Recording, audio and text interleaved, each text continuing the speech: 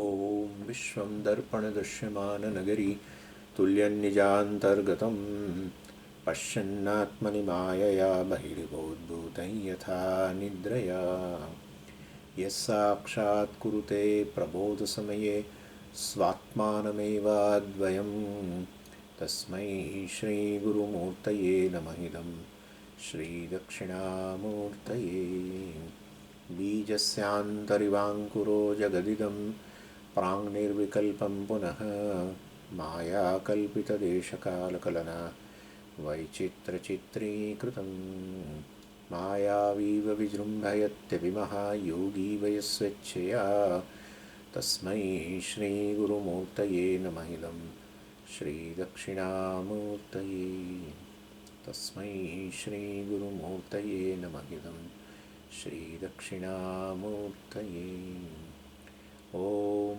सहना भवतु सहनौ भुनक्तु सह वीर्यङ्करवावहै तेजस्विनावधीतमस्तु मा विद्विषावहै ॐ शान्तिः शान्तिः शान्तिः सदाशिवसमारम्भां शङ्कराचार्यमध्यमाम् अस्मदाचार्यपर्यन्तां वन्दे गुरुपरम्पराम् ॐ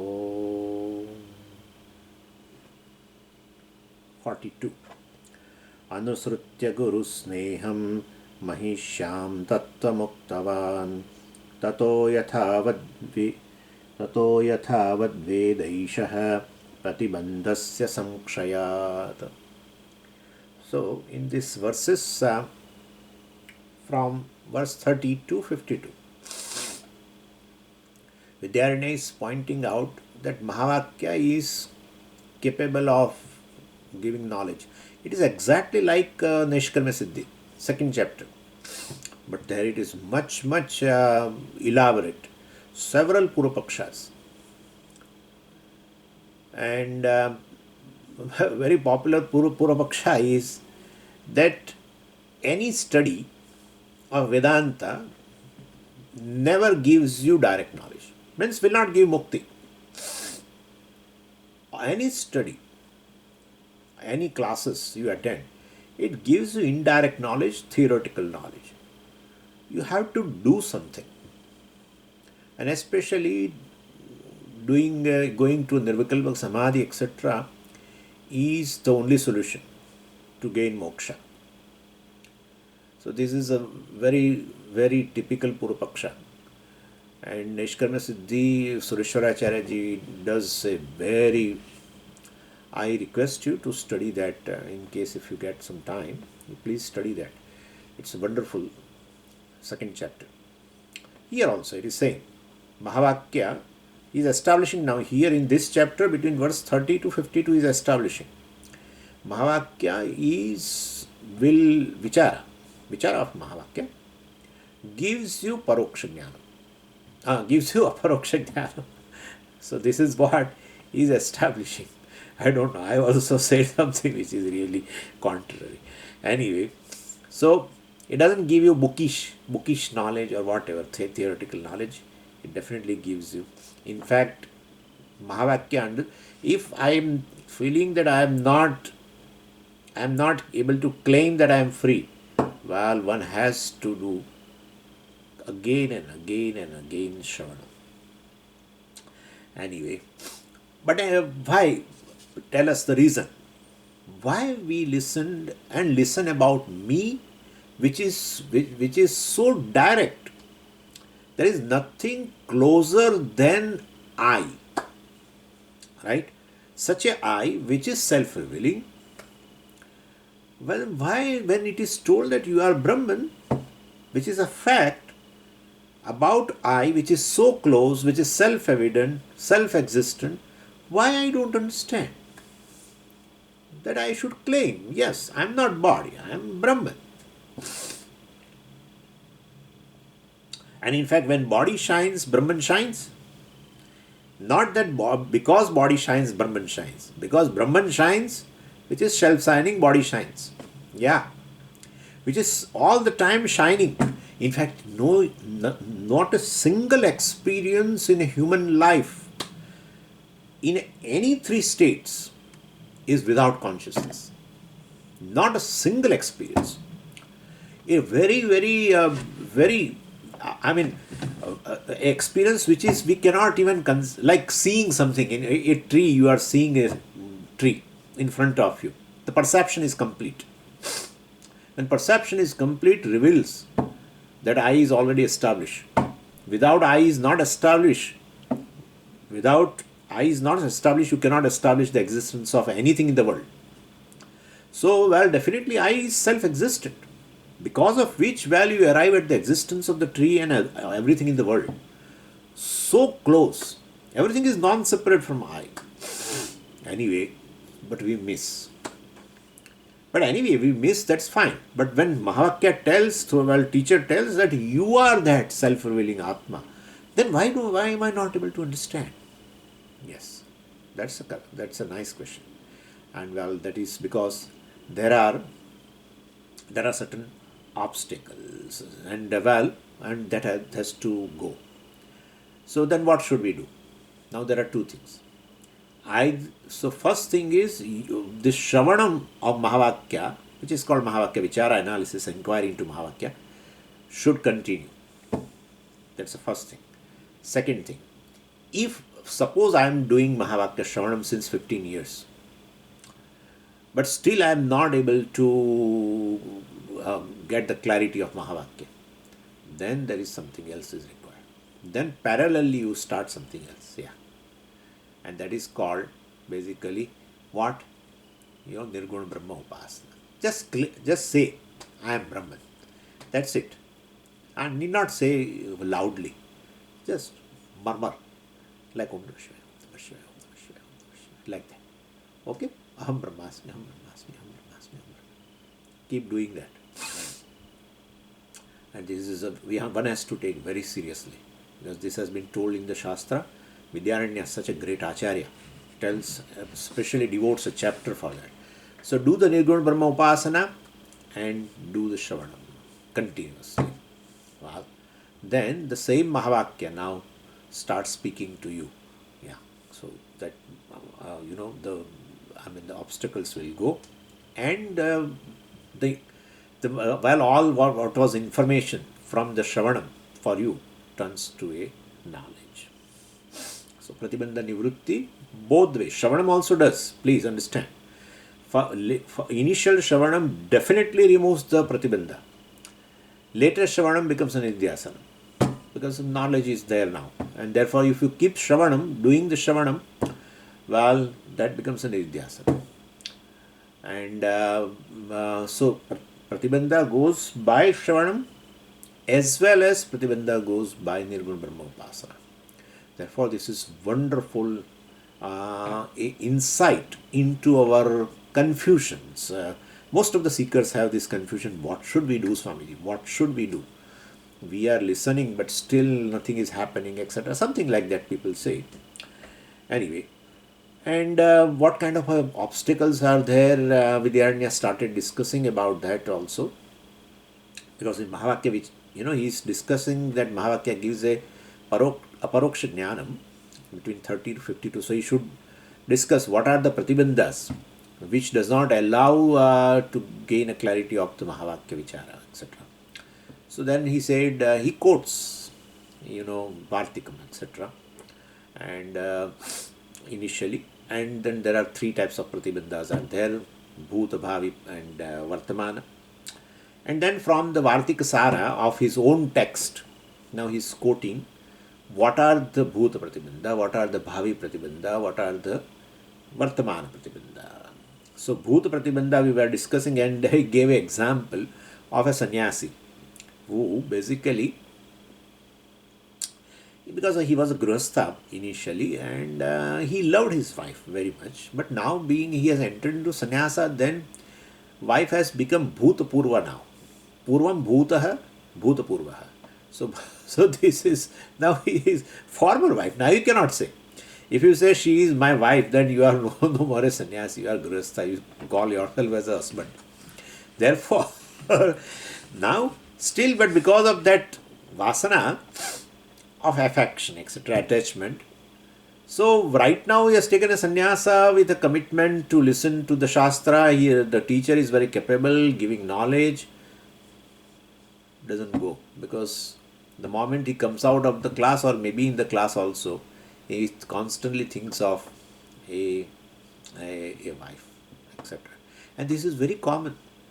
For me, it is really common, because several camps we have done, and we used to observe. Not like that attachment to the wife, but then immediately after coming from the class, they will immediately start ringing mobile, calling Ahmedabad, and when we are in Rishikesh, calling Ahmedabad. What are the things going on? He gone for the admission? This has happened. This is all. So basically, that shows that our minds are not, with the teaching basically. So here, of course, he has given this, and that is a Bhuta Pratibandha. What I said is about a Vartamana, but all Pratibandhas are there. So Bhuta Pratibandha is like this, definitely. And so he narrated, Atitenapi Mahishi Snehena Pratibandhatah Bhikshuhu, the sannyasi, Tattvam Naveda. But he doesn't know this truth. Iti Gatha Loke Pragiyate, this kind of story, well, they talk about why Mahavakya Vichara does not give knowledge. Well, there is a obstacle. But Swamiji, attachment is not past. Somebody asked me this question. When I gave this, narrated the story, they said attachment is right now, Swamiji. It's not Bhuta Pratibandha, it is a Vartamana Pratibandha. Yeah, but attachment to the former object. Former means former, that wife, Purvasham wife. That way we call Bhuta Pratibandha. So Vishaya of the Bhuta means the past now has become an obstacle. Attachment is an obstacle which is right now there, but basically pertaining to the Bhuta Vishaya. Anyway, and then what the teacher should do now? He narrated to the, the student generally opens up to the teacher when they find that teacher does not judge me. Yeah, otherwise you will not open. So if you find that this teacher is constantly judging me, you will not open up. No. But if you find he is not judging me, on the contrary, if I open up, well, I will get some advice in this confusion. Well, he will throw some light, and so he will open up. And he must have told that, well, I constantly think of my wife. Now she is no more a wife, but still I think, because of the past samskaras, etc. Then teacher found a very novel thing. And so you can give a Brahmajnanam by any method, because everything is Brahman. You can pick up anything and arrive at the Brahman, because very much the substratum is Brahman, or the reality of that is Brahman. Essence of that thing is Brahman. You can start from any object, starting from your own body, or starting from somebody's body. And that's what he did. Teacher did. So he picked up, he in the teaching, well, he picked up that wife's body and said like this. What? He started narrating Atma. Because the definition of Atma definitely includes Shariratraya Vilakshana. And therefore, while he started talking about Shariras, and he said, well, all the three Shariras, the Sthula Sharira, Sukshma Sharira, definitely, which is definitely an object of experience for you, and it is always, there must be a karana for that, because this is a karya anumeya, basically karanam karyanumeya maya. The Vivek Chudamani very nicely said. So definitely, because it is unmanifest karana sharira, etc., you cannot perceive. It is not an object of an experience directly, but you can do a inference that if karya is there, the karanam will be there, karana sharira also is there. Anyway, so all these three bodies basically are, the Atma is distinct from three bodies. These three bodies are not distinct from the Atma. Well, with the Sthula Sharira, etc., the very existence of the Sthula Sharira, and this Sthula Sharira which is illumined is due to this Satchit Atma alone. And Sukshma Sharira, also every thought, every thought of your mind, basically which is revealed by this Sakshi alone, etc., etc. So that is one prakriya he employed, and told that what one object of your attachment basically is same Atma alone. It's not other than you, Sachidananda alone. And even he must have told this even Panchakosha also. Because these are the prakriyas available in the Shastra. And so Panchakosha Viveka also. Well, basically everything, every kosha is, so Sava Esha Purushonna Rasamaya. So, well, there is Annamaya, which is Annarasamaya actually. This body is made up of food, essence of the food basically. Annarasa, rasa means essence. So, it's an essence of the food, but that body, which is the essence of the food, but the food is what? That is Brahman. Tasmad vai tasmad atmana akasha sambhutah akashat vayuhu vayoho agnihi agnihi apaha prithvi prithvyam oshadayah oshadibhyah annam annat purushah savayesha purushah annarasamaya. Well, it is Brahman. And this Annamaya, I mean this Annamaya kosha is Brahman. Well, then Tenaisha Purnaha Anyontaraatma Pranamaya Tenaisha Tena Pranamayena Eshaha Annamayaha Purnaha. Well, the Pranamaya also is Brahman, etc. etc. And finally, well, that Satyam Jnanam Anantam Brahma alone is the Sakshi, which is the Adhishthanam of even Anandamaya also. So, etc. And so Tasya Priyameva Shiraha Modo Dakshina Paksha Pramoda Uttara Paksha Ananda Atma Brahma Pucham Pratishtha. The same Brahman, which is Satyam Jnanam Anantam, which is the cause of the world, is the Brahman here, is this in the form of a Sakshi for this Panchakosha. So Panchamaya. So this is how he took up the body of that queen. In discussion. Took up the body means in discussion. And showed it, she is Brahman. But then the student told, I am not attached to that Brahman or Atma. That is myself, that I understand. You should not have put so much of effort in speaking. I am attached to her body. You don't understand, Swami. So don't worry. So then he showed that, at the so right now, because she is young maybe, well, or she has a mid-age, etc. Well, and therefore you have attachment. Just think, the same body of after 40 years, when she turns to 90. Think. But I can't think. Think of any other woman who is 90-year-old. And what kind of a desire you have, what kind of attachment you have in your mind. Just think. And she is going to be. And therefore, basically, when you think of, and fortunately nowadays, very amazing thing I found is, somebody showed me, Swamiji, you after 20 years, how do you look like? I can show you right now. And he showed me in computer. It's amazing. You feel disgusting. Very disgusting look. Right now also it's not that, but I'm saying. So I was thrilled when I saw that. They say they can show even a child which is 10-year-old, they can show how will he look at the age of 90, in case if he turns to 90. It's amazing. But teacher must have given a description of the old woman, same Mahishi. And definitely your attachment for the body also goes away.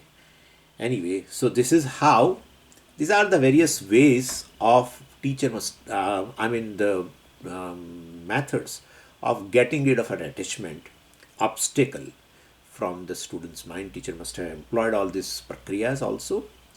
And so that is what here it has been said. Anusrutya guruhu sneham, basically sneham mahishyam tattva mukta. So anusrutya guruhu sneham.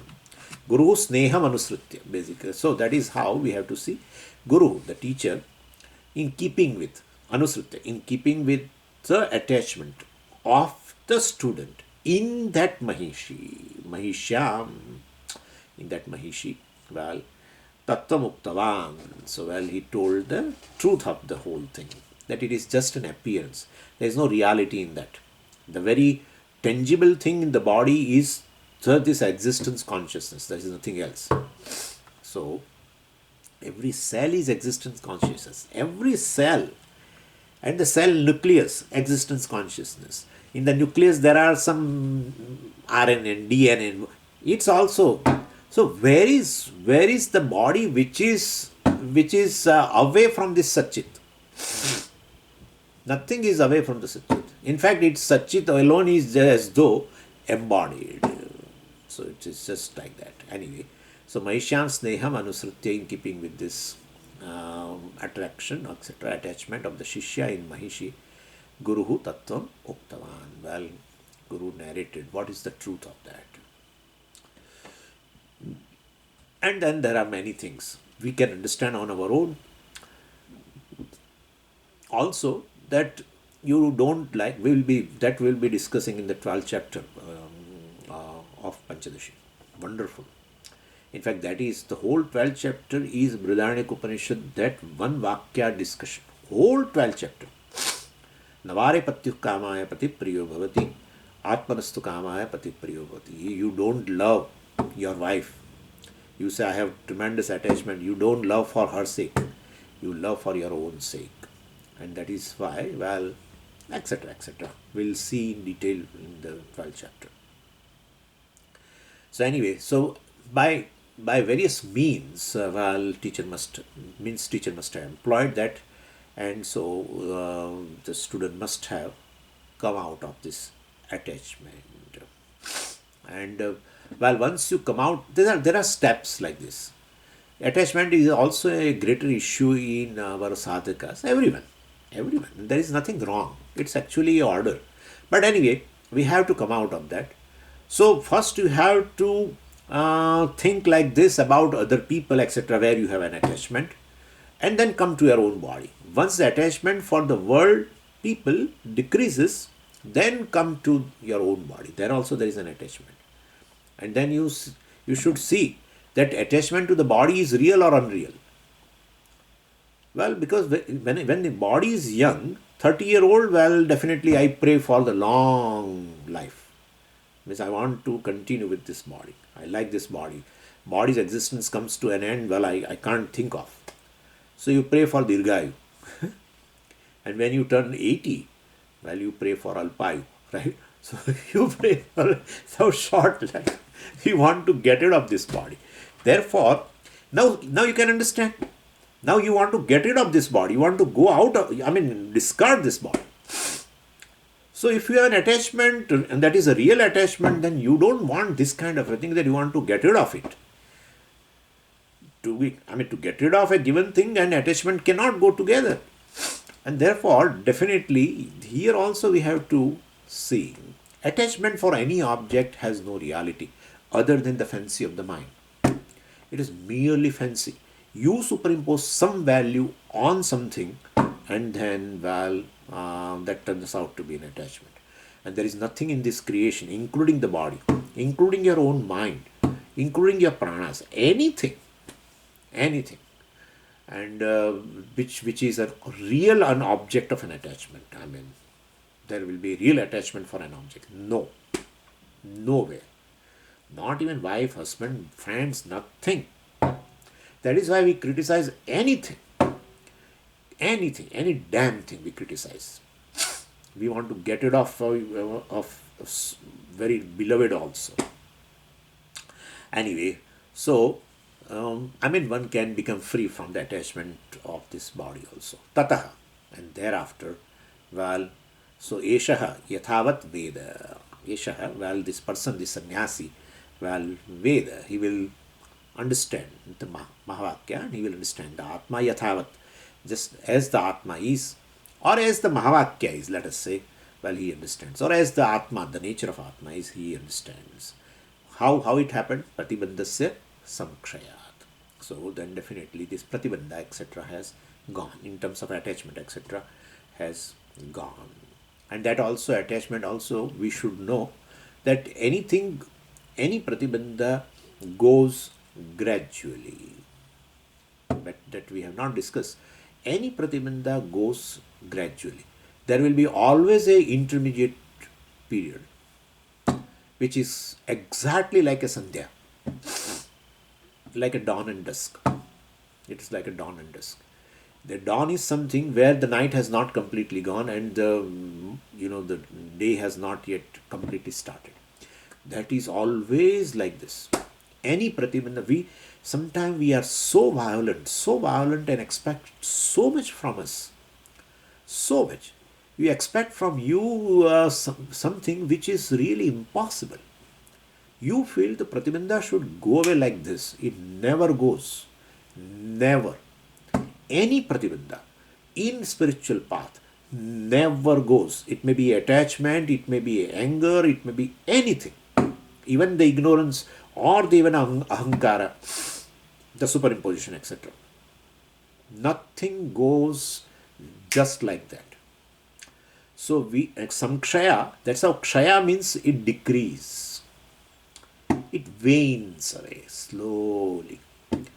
It stops waning. Well, if you stop Shravanam. If you stop Shravanam, the pratibandhas are there, remain intact. The process has started of decreasing. It will not. It will not. It will go together. Anyway, and therefore, pratibandhasya samkshayat here, not maranat. It will not go away like that. So, definitely, now,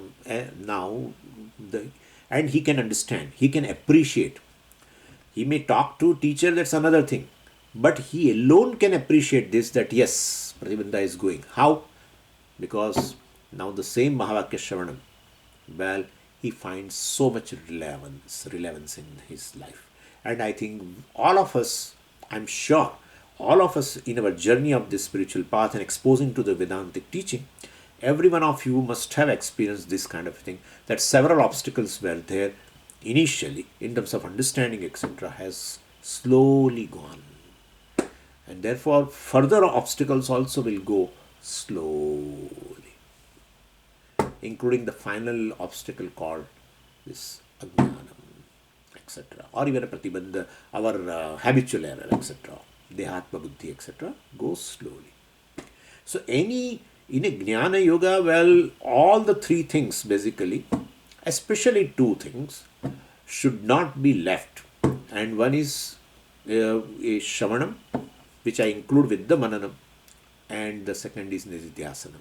And even if you suppose feel that, well, I'm not able to nididhyasanam, then at least one sadhanam you will have to hang on to constantly on a daily basis, and that is shravanam. So, well, that will take care of many things. Anyway, so here it says, the bhuta pratibandha, that pratibandha obstacle pertaining to something, some object of the past, etc., can be taken care of. Well, Vidyaranya discussed based on Vartikasara. So, verse 41 and 42 is there are shlokas for bhuta pratibandha of the past.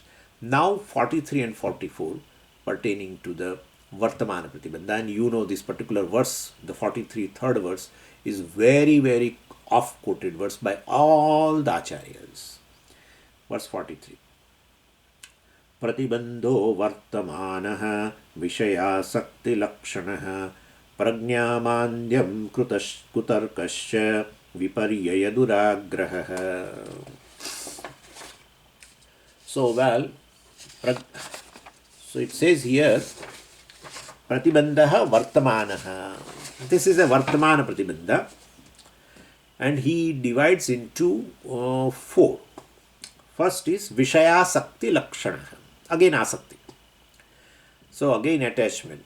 Lakshana, characterized by. So characterized by what? Asakti, characterized by the attachment to the present objects. What we discussed was of a past object, right? That wife, etc. Now he discussing vartamana pratibandha, that attachment pertaining to the present objects. Even in present there are people also around him, where are close people, where he or she might have an attachment. So that is the first pratibandha. And second is prajnamandyam. Prajnamandyam. So prajnamandyam. Mandasya bhavaha mandyam. Manda means a little weak. Mandyam means a weakness. Prajna, intellect. So weakness of the intellect. Well, so person is not able to understand, because here a lot of tarka etc. is there. So anyway, person is not able to understand various arguments present in the teaching, in the Vedanta Shastra itself, or by the teacher. Well, he argues various things, but this person is not able to understand. And one of that is this Lakshana. Many people do not understand this Lakshana. Jahati Lakshana, Jahada Jal Lakshana, etc., Bhagatyag Lakshana. They are not able to understand. So, well, here one has to do the, because equation, Mahavakya equation, has this Lakshana. Without that, the equation is not possible. Tat can never be Tvam. Tvam is a Jiva, Tat is a Ishvara. And then how can there be equation in that? It cannot be equated. So one has to do in order to arrive at the correct meaning so that you can equate both. Well, definitely you have to do this Lakshana, Bhagatyaga Lakshana, especially in our case. So Bhagasya Tyaga. Partially you get rid of the meaning which is not suitable in this equation from the Vachyartha, from the direct meaning. And when we get rid of this meaning, well, definitely, because that part is a mithya part. And therefore, well, so that you definitely in that Shariratraya, etc., well, in this Tvam-pada, Vachyartha will definitely include consciousness, but along with the three bodies. Same in Ishvara also, consciousness along with the three Prapanchatraya. Well, you get rid of it because they are mithya, they don't have independent existence, and therefore, well, afterwards the consciousness is one and the same in both, either Jiva or Ishvara. That is how it is equated. So, basically, this person in Vartaman Pratibandha, he is not able to appreciate this teaching of Mahavakya, etc. Well, he has to sharpen his mind. The easiest sharpening mind, there are two, three shastras are there, but the safest shastra to sharpen your mind is Vyakarana Shastra, grammar. Yeah. Puja Swamiji is, Tarka Shastra is also there, our Indian logical system. And there are Tarka Sangraha book, etc. also are there, primary books in that topic. But Puja Swamiji doesn't advise to study Tarka Shastra more, or to go into the detail of Tarka Shastra. So, well, then you are not able to, his personal opinion, Swamiji must have seen various people who go to sharpen their mind into the field of logic, then, and the very first criteria there is that the whole world they divide into categories. Here there is no question of division, there is Advaita Atma, and therefore it begins with this Navadravya and these, and then etc., etc. And so it's all worked on division, and then each category is defined, and under that there is a subcategory that is defined, and you go into that. So your mind will always appreciate the whole thing as not whole but as a divided thing. So definitely Puja Swamiji used to say, if one wants to sharpen, well, then definitely Vyakarana Shastram is really wonderful. There is a third one, but that is very terse, and that is Mimamsa. The Shastra which analyzes the Vedic statements. Well, but that one need not have to, because it's very terse also. So for us, what is easily available and what is little safer is Vyakarana Shastra. Anyway, so that is the second Prajna Mandyam, etc. Then the third is a Kutarka. Tarka means, logic or reasoning. And any reasoning basically requires a data. If my mind wants to do reasoning, there are two sources for gaining the data. One is based on the senses, sensory data, pratyaksha. So you do logic, reasoning based on pratyaksha. All material sciences, social sciences, right? In social sciences, you arrive at many conclusions. In material sciences, physics, chemistry, biology, you arrive at many conclusions with experiments, etc. In social sciences also there are experiments. But anyway, any science will definitely means, but it is based on a certain logic, reasoning. Gather the data based on your senses, sensory data. That's a one type of logic based on pratyaksha. Pratyaksha is the final pramana, the moola pramana, basic pramana, basic means of knowledge. Well, so you get the data from senses. And the second type of reasoning, tarka, is based on Vedic statements. So Veda, here it is a pratyaksha in material sciences, etc. And in meta sciences, meta sciences is not a good word, but anyway, in spiritual sciences or meta sciences, well, Vedic statement is the final one. It's a basic one. So you analyze Vedic statements and arrive at the conclusion with the help of your reasoning, logic. So that is also tarka. So tarka basically is based on this data, either sensory data, either a Veda is a source, and well, it is really good. But then he says here kutarka. What is this kutarka? Kutarka, well, basically is, now what science talks about and what Veda talks about has no connection. No connection at all. Veda talks about something which is never available for the human perception, etc. Means you cannot get any data. The subject matter of the Veda is not available for the human perception, inference, etc. And therefore, you cannot gather the data and do some logic. That's all apaurushya. So you have to take it as it is.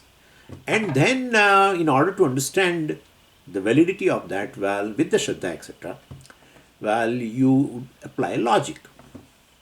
But when I will give you an example. There is a punya papa, right? Veda talks about. No science can talk about punya papa. It is not a material science then. But then you want to prove punya papa, which is the subject matter of the Veda, you want to prove it through scientific instruments, whether they are there or not. That never works. That never works because it's a drishta, and therefore, well, certain through the scientific instrument, definitely you get certain graphs and all that, and you say, well, this is a punyam, etc. Like that they are doing right now. I just heard one Harvard professor who is there was a debate between Sadhguru and him, and regarding this consciousness. Now you think what that fellow is going to tell, we know. He said this consciousness is a phenomena of the brain. It is certain patterns of the brain. So, well, how do you know that patterns of the brain is, how you arrived at conclusion? Well, because these patterns are there, then the mind is conscious, the brain is conscious, not mind, sorry. The brain is conscious. Therefore, consciousness is basically is a phenomena of this brain, etc. A consciousness cannot be measured. Very first thing is. Why? First thing is consciousness cannot be an object of any measurement or any experiment. One who wants to study is consciousness. And therefore, it cannot become an object. It is not available for objectification. Anyway, what I am saying is, therefore, so any reasoning you apply to prove that the consciousness can be proven as a brain phenomena, etc., whatever logic you applied is called kutarka. Could you follow? This is called kutarka. And the same way, any scientific principles you try to make fit into the Veda, etc., is also the same issue. That's also called kutarka. And therefore, well, definitely, so logic is really good. It should be there. In fact, that is how prajna mandhyam, one has to sharpen one's mind, etc. Everything. Therefore, tarka is very much essential. But the fields are different. If you try to prove something of a different field other than its own field, well, then it is called kutarka. And so we called as a tarka based on pratyaksha is we call tarka, then that one, the tarka which we employ, the reasoning we employ, logic we employ, in order to understand the Vedic statements, the validity of the Vedic statements, that's called Shastri Tarka. And so Shastriya Tarka, if you apply in a science field, it's called Kutarka. And this Tarka which is there in this material sciences, etc., to prove the material sciences principles, that you apply in the Shastra, it becomes Kutarka. So this is how we have to understand. So anyway, like like if you tell like the Akasha, etc., is a product. Now this is a product that is not proven by the way science, but Shastra says tasmad by tasmad atmanaha akasha sambhutah, and therefore Akasha is a product. So if it is, and any product is anityam, is impermanent, because it's a product. And what example? Well, like a pot. Pot is a product created. It is anityam. And well, same Akasha also is a product, and therefore Akasha also is nityam, anityam. So this logic I have done based on what? Based on science or based on Veda Vakya? Based on Veda Vakya. Right? And so we have to do. How will you understand that Akasha also is anityam, etc.? Not based on the science, based on definitely Vedic statements. So so this kind of a thing. So Kutarka means like this logic of pertaining to the one field you try to employ in another field, which is, well, definitely, because in Veda scientific tarka has no access, the subject matter being such, and Veda, well, has no access to the science, etc. No, even though we call Veda as scientific, but it is not really true. Anyway, this is a third obstacle, present obstacle, Vartaman Pratibandha. And the fourth is Viparya Duragraha. Viparya Duragraha means vehemently holding on to misconception. Vehemently holding on to.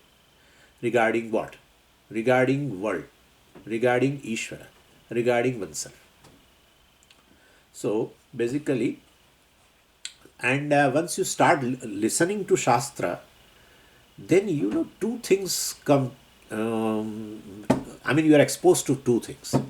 Shastra, well, why do I listen? For moksha. I listen for moksha. What is moksha? So moksha means one should understand oneself as a free self. If I understand I am a free self, means I am free. I am moksha. I have gained mukti. No. Initially he doesn't understand this. But at the initial, while giving this definition, there is another definition also of moksha which is given, which I find very soothing. This definition I understand. What? Definitely the person who has gained mukti, his mind is of a different type. So, Vitaragaha, chapter 8, chapter 8, verse, 10th verse or something, I don't remember. Vitaragaha. So, where it says here, Yadaksharam Veda Vido Vadanti, Vishanti Yad Yatayo Vitaragaha. The people who are Vitaragaha, from whom the raga, attachment, etc. are gone, they gain this mukti. So, I understand moksha as in terms of a certain ideal condition of the mind. Why Swamiji it happens like that? Because for me, initially, mind alone is Atma, Ahankara is Atma for me. And therefore, Ahankaratma means mind. And therefore, the mind, certain condition of the mind is a moksha for me. Vitaraga bhayakrodaha mam upa, etc., etc. That is also there in 4th chapter. So, Vitaraga bhayakrodaha, there will not be any fear in the mind, there will not be any anger in the mind, there will not be any attachment in the mind. Such an ideal condition is called moksha. That's the initial definition. So initially this also has been told that you are free self, etc. Well, you have no limitations, etc. But that doesn't fit naturally, because for you the Dehatma Buddhi is very strong. So you like definition of moksha in terms of this. Yeah. And this is a preliminary definition actually.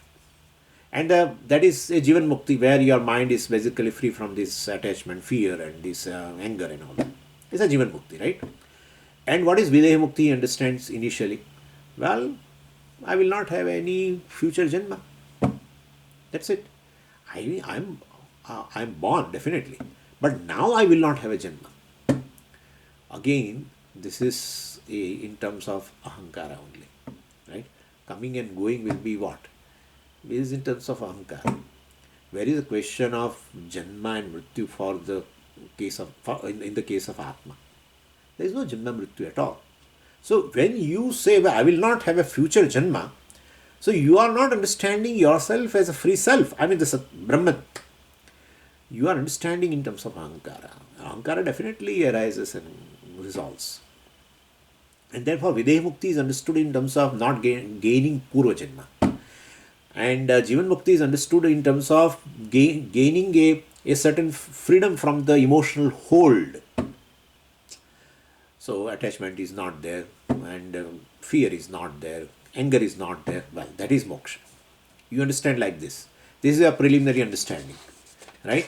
And when the second definition, you continue the Shravanam, then you understand, you come across this other definition also, that, revised definition, that, basically you are unaffected adhishthanam of this false mind.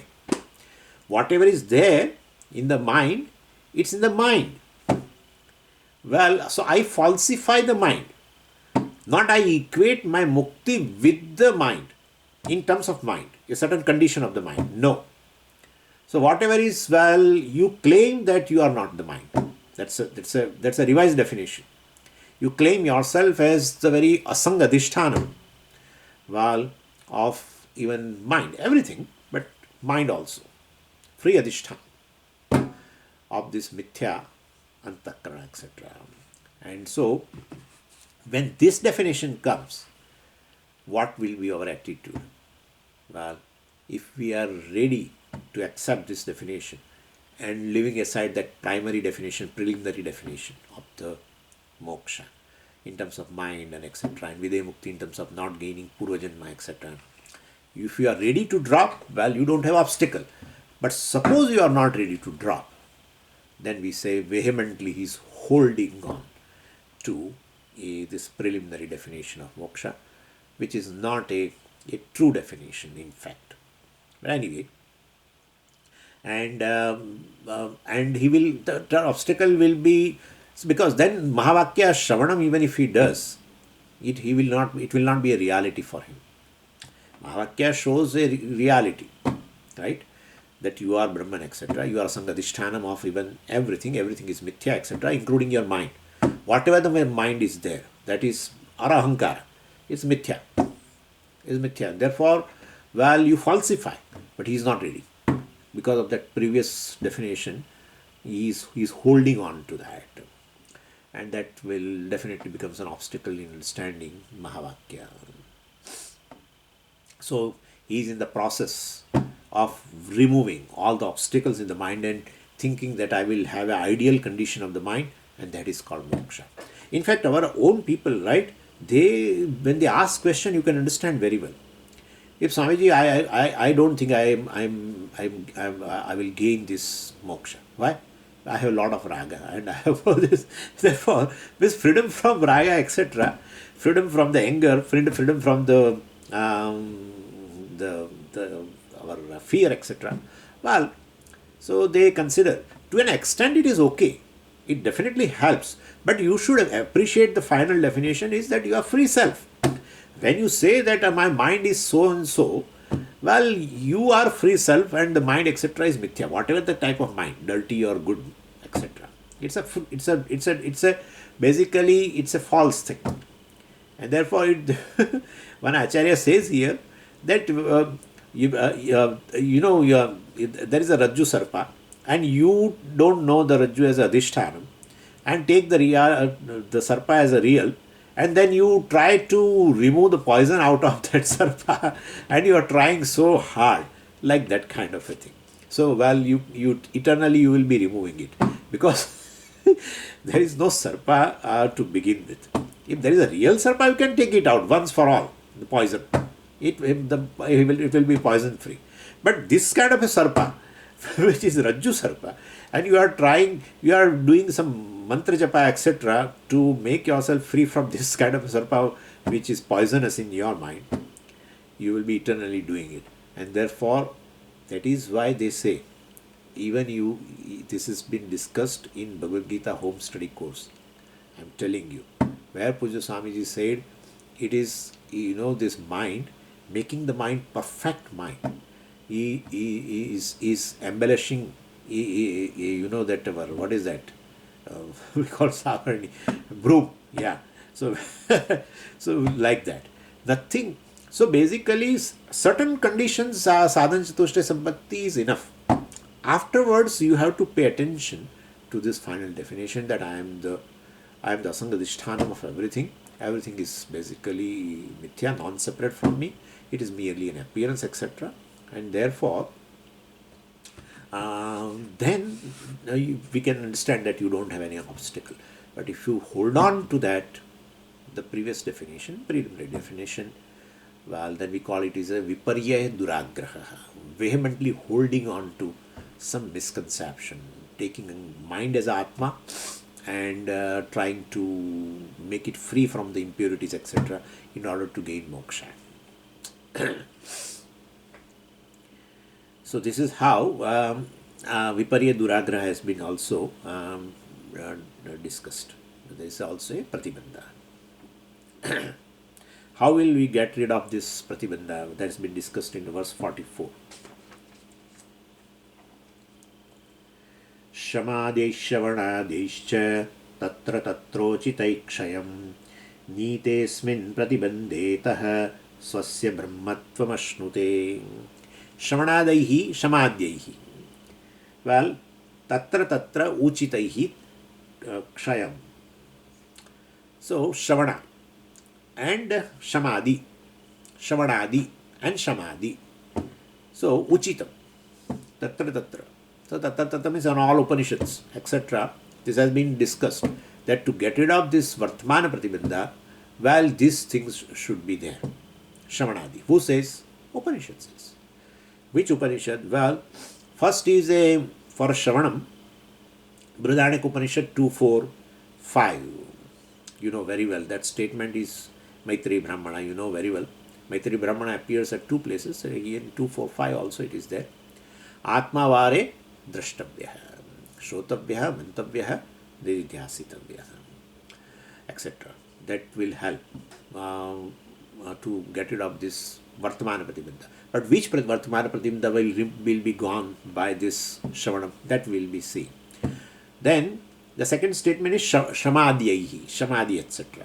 So that is also in Brihadaranyaka Upanishad 4.4.23.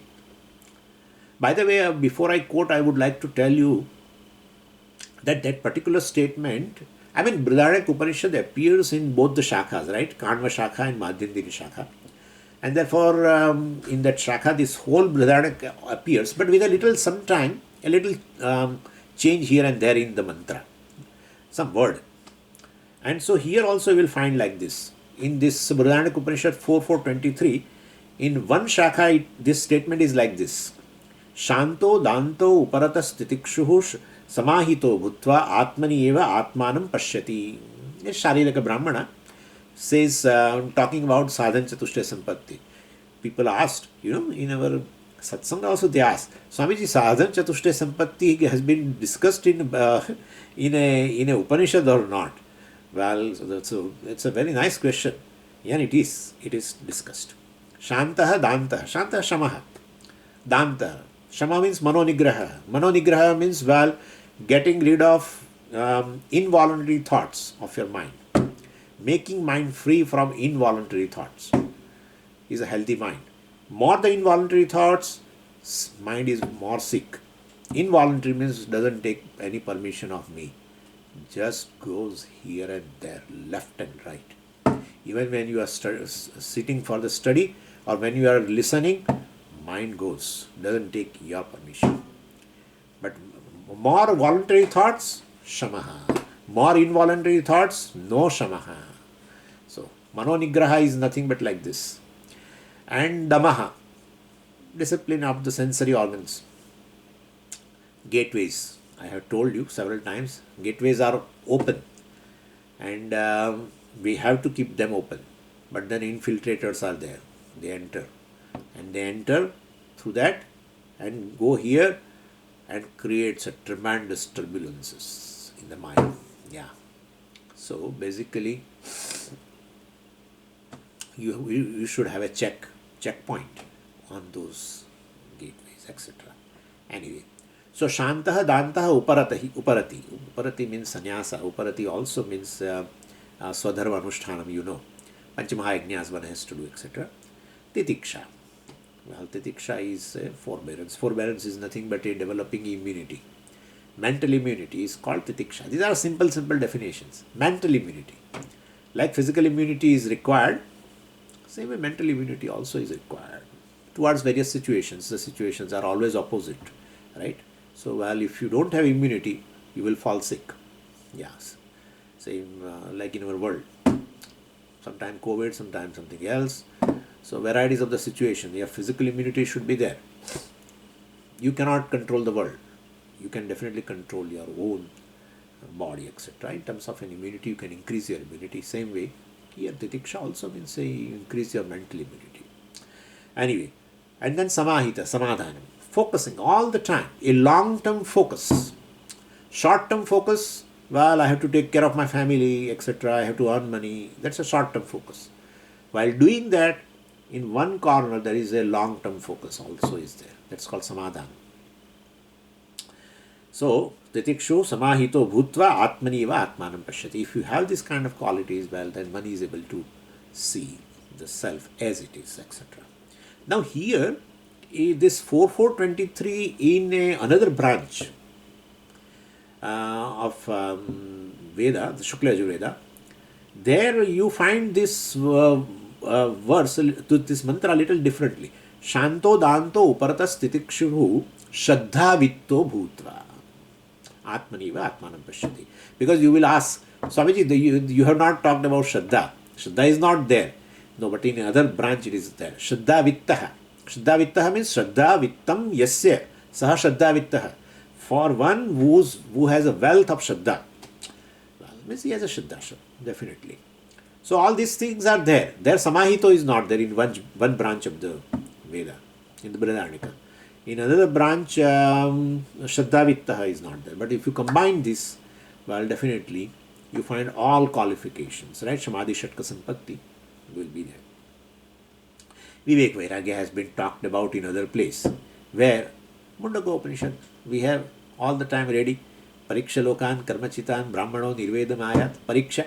Pariksha is a Viveka, right? You analyze your own Purushartha and then you Nirvedam Ayat, Vairagyam Ayat. So one can definitely gain Vairagya. So this is how they are scattered. Sadhan Chatushtaya Sampatti is little scattered here and there, but you can, well, take it together. Anyway, so it says here that Shravanadaihi and Shamadhyaihi, well, Tatra Tatra Uchitaihi Kshayam. Well, definitely this Kshaya of this Vartamana Pratibandha can be taken care of. So which one I should focus on? Well, depends upon what kind of a dosha is predominant. If Vishaya Sakti is there, then definitely we have to see the doshas in the Vishayas. That Vishaya can definitely give, I mean the objects of the pleasure. We have an attachment for the objects of pleasure. So, well, if Vishaya Sakti is there, then you have to see that it is giving you pleasure, but not in absolute sense. It also gives you certain pain. So it's always mixed with a certain pain. In terms of even gaining the object, then keeping the object in the same mode so that it can give happiness is also maintaining, right? And well, and then Vishaya being part of the world, it will go away. Either you go away from it or it will go away from you. So it gives pain. So in gaining the object, in maintaining the object, and well, there is a pain, and well, once it goes away, there is a pain, and therefore, if you are attached to a particular object of pleasure, this you have to take it along with the pain. Then definitely the joy it gives is a very temporary joy, very temporary. So it leaves you high and dry. You will again now seek another object, something. And well, also the object which gives you pleasure makes you bound. Emotional bondage will be there on that. So, well, then if you are seeking freedom, then this is not good. So, if Vishaya Sakti is there, you have to see these doshas in the Vishaya. If Prajna Mandyam is there, I have told you, well, you learn some science, like especially the grammar is, which, well, definitely helps you, your thinking, which replenishes your thinking process. So, you can gain it. And then Kutarka. Yeah, Kutarka, well, we know that what Shastra says, well, Shastra has to prove. Any pramana, whatever it reveals, that is to be proven by that pramana only. If eyes reveal colors and forms, I cannot use any other means of knowledge to check whether my eyes has seen a particular form that is proper or not. You have to use eyes only. Same way, what is revealed by the Shastra, if I want a certain proof, you have to use Shastra. You cannot apply science in that. So, well, that will not help. Therefore, Shraddha, etc. is very essential. And what is revealed by modern science, we cannot prove through Veda Vakya also. So, anyway, so this is, we can be saved from that. Having a Shraddha. More the Shraddha, more this kind of, you will be free yourself, you will make yourself free from this Kutarka. Yeah. More people are trying to join them together. They are trying to create a breach. I heard that. The breach between modern science and Veda, Upanishad. Some breach. No breach. There is no breach. Yeah. That if anyone who is trying to create a breach, he has a less Shraddha in Veda. 101%. If I ask that person, then leave aside, you break that breach, independently accept what Shastra says, then let's see what he says. That's the thing. Shraddha is a very big, that's how Vrihadaranyaka Upanishad said, Shraddha Vittaha. He has a wealth. Vitta means a wealth. He is a wealth. Shraddha is a big wealth. Shraddhavan labate jnanam. And therefore, it's a wonderful thing. Anyway, so Kutarka, one has to get rid of it. Giving the pramanya, validity to the means of knowledge. Acknowledging the validity of the means of knowledge called Shastra as it is. What Shastra has to prove, Shastra will prove. With my helping logic in order to understand the Vakya. Not through any scientific tools, no. Then Viparya Duragraha. Well, that is where Shravanam works. By Shravanam repeatedly, well, you get rid of your what we can call it as a certain obstinate nature. No, how can Jiva be Brahman? How can Jagat is Mithya? What is this? If Jagat is Mithya, then people are experiencing and telling it as a real. Are they fool? You alone is a wise person, and all the people are fool. They say world is real because we experience it. Everyone who is born, everyone who is gone, before he's gone, he says that. And therefore, let's go by majority. Truth is never determined by majority. That is that science has proven before. So therefore, truth is never goes by majority. Yeah, that's how that person was hanged by church. Anyway, so you are ready. Regarding three things, you want to keep aside your opinion regarding three things. About yourself, the reality of yourself, the reality of the world, and reality of Ishvara. What Shastra says, you accept it. Because Shastra alone can tell. Yeah. Shastra alone can tell. What's the reality? The reality is one alone that we know. Through Maya alone, all these things are appearing. All these things, you accept it as it is. Anyway, so, but some of you now question is, which obstacle I have? How will I know? Well, depending upon that your discussion with your teacher, you can definitely arrive at, or you can arrive at on your own. Definitely you can arrive at. And then once it has been identified, fixed, once the problem is fixed, that this is the issue, I have Vishayasakti more, or I have Prajnamanyam more, or I have a Vipariya Duragraha, or I have Kutarka, etc. Depending upon that, you can pick up the tool in order to take care of it. So, asmin pratibandhe kshaye nite sati, when obstacles definitely, I'm sorry, gradually subsides, then definitely one is the same Mahavakya, which was just information for the person, he will accept it as a knowledge. Om Purnamadav Purnamidam Purnat Purnamudachyate Purnasya Purnamadaya Purnameva Vashishyate. Om Shanti Shanti Shanti. Harihi Om Shri Gurubhyo Namaha. Harihi Om.